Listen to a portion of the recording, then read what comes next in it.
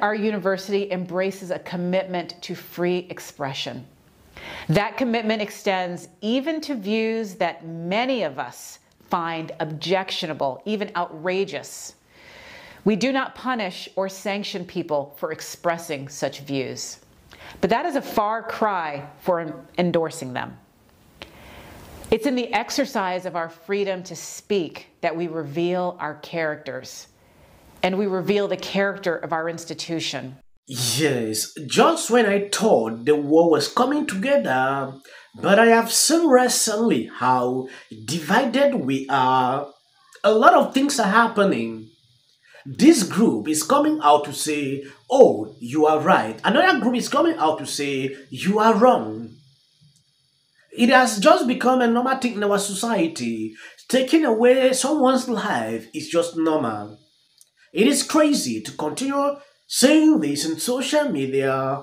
Recently, I came across this. I don't know if you have seen this. Yes, President Trump took aim at American universities on Saturday after a week of grassroots protests took place at campuses across the country. Our university embraces a commitment to free expression.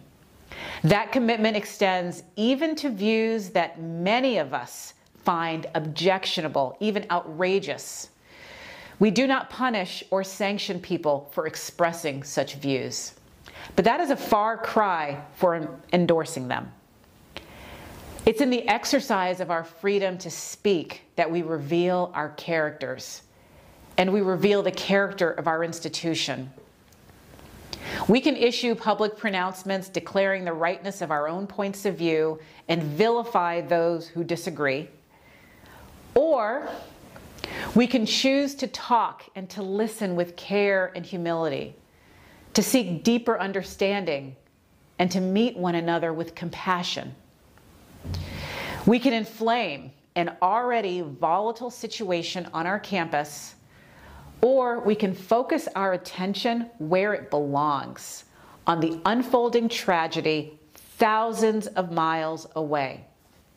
We can ask ourselves how, as human beings, we can be helpful to people who are desperately trying to protect themselves and their families, people who are fighting to survive. How we go forward as a community is up to each of us. I've spent most of my career at this institution. I have seen the people of Harvard come together despite their differences. I know that we are capable of meeting this moment and meeting one another with grace. Yes, I usually say this. I don't talk too much or do videos on topics I know less. Reasons you don't actually see me reporting on this topic. When you look at news, it is very slow. Everything has been embedded on this topic.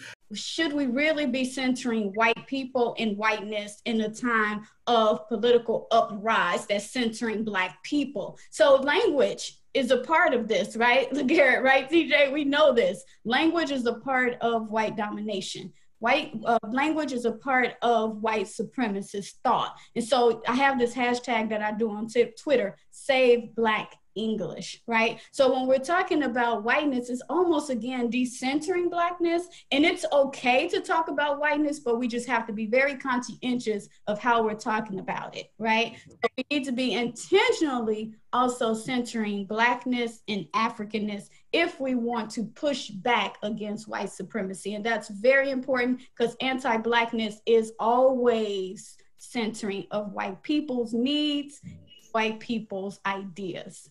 So even saying other topics is extremely difficult. Reason sometimes you see people even skipping days without putting videos. It is simply because they want to skip, they don't want to talk about this topic. Some companies took a decision recently to blacklist people who came out to demonstrate in support of what is going on. Reason the president clothing came out to actually say we don't punish people for their views. I don't know if what she said on this video was wrong or right. I want to know your opinion by taking to this under the comment section. For people who don't know, Harvard president Claudine Gay defends the pro-her group at Harvard would blame Israel for her attacks but does not endorse them. We do not punish or sanction people for expressing views.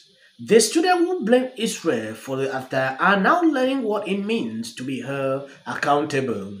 This week, a truck was driven around the school by accuracy in media with a digital screen that read Harvard leading anti-Semite and listed all the students that defended harm. Okay, when you take a look at these, some companies already took a decision to blacklist any person that did this.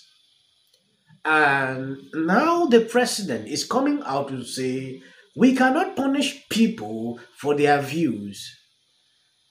I understand how some people feel, but to me, in a situation like this, it's complicated because if you take a look at Democrats, Republicans, this is actually a common ground that they have come together because some actually stand at the same point. So if you see people actually continuing to stir up what was going or what is still going on, it is to stop them, tell them this is not good. Thank you very much, Karine, and thank you, Admiral. 2 questions on the Mideast crisis. 27 Americans killed is a very large number. That is larger than the number of Americans who were killed by terrorists during our withdrawal from Afghanistan, larger than the number of Americans killed at the USS Cole, larger than the number of Americans killed at Benghazi or beheaded by ISIS. And I believe it's accurate to say that after all of those events, direct U.S. military action was ordered by the Commander-in-Chief. 27 Americans killed. Why is it the posture of the Biden administration to just let Israel handle this job, in essence, instead of U.S. forces going in and getting the guys that killed our people? James, we will do, as Jake said, everything we can to get those American hostages home with their families. We recognize that they are not the only people being held hostage. Other nationalities are included in that group. We don't have enough information right now to make a policy decision about how to do it. So I can appreciate the sense of urgency in your question. Believe me, we share it. But we aren't going to act one way or another until we have enough information to act upon. And then on the hostages issue, you have suggested that it's a very small number of hostages, American hostages, being held in Gaza, less than a handful. Treat yourself. And I assume that that assessment is still operative. Has there been any discussion amongst President Biden and his aides about how to avoid the fate of Jimmy Carter in this situation, where we actually saw the President of the United States and his administration become, in effect, hostages themselves to a foreign terrorist organization?